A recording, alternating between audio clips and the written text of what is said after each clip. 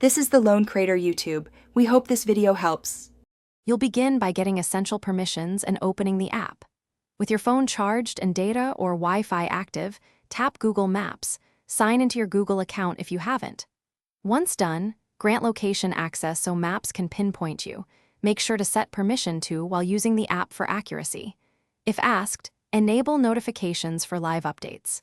This starts navigation and search capability immediately, so you can proceed to finding places and planning routes without delay.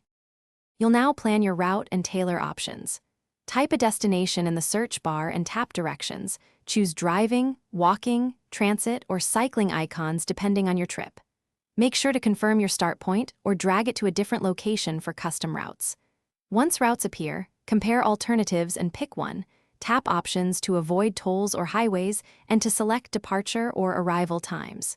If you'll lose signal, download the map area for offline use before you go. You'll finish by starting navigation and handling hiccups. Tap Start for turn-by-turn directions. Follow voice prompts and the blue line while watching live traffic updates that cause automatic reroutes.